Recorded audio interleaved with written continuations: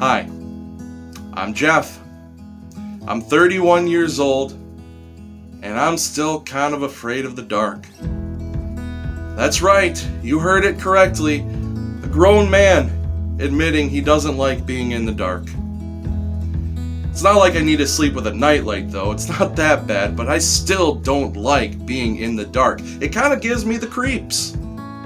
There are some times where I'm working in my office late at night, and maybe I need to print something off. Maybe it's a sermon or a Bible study, but the printer is over at the school. And the only way to get to the school from my office here is by walking through the church. But the problem is that where I enter the church from my office near the front, there's no light switch to turn on the lights in church. And so very often when I'm working at night and I need to go to the printer, I find myself walking through a very dark church building. And it kind of gives me the creeps, I'll admit.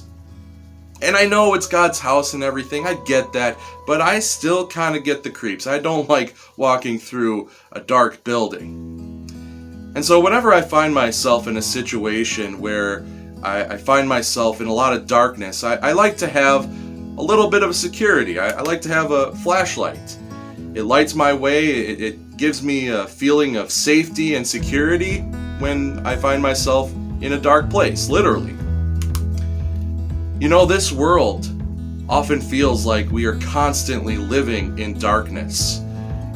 And what I mean by that is this: we live in a very evil and corrupt world.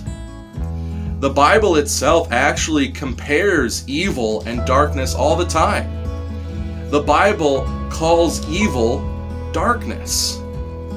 And so as we see the evil all around us, as we see the sin that surrounds us, it often can feel like that we are living in darkness. And maybe that can be scary for some of us. So where do we go to for light and security and safety? God's word tells us where we go. Jesus says in John chapter 8, "I am the light of the world. Whoever follows me will never walk in darkness, but will have the light of life." Jesus is our light in a sin-darkened world. When sin and evil surrounds us and it feels so dark and we don't know where to go, Jesus is the light, and He shows us the way to go.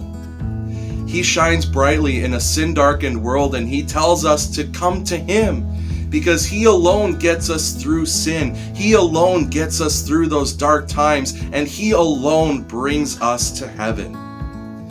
So in an increasingly evil and sin-darkened world, look to God's Word, look to Jesus, and He will light your way.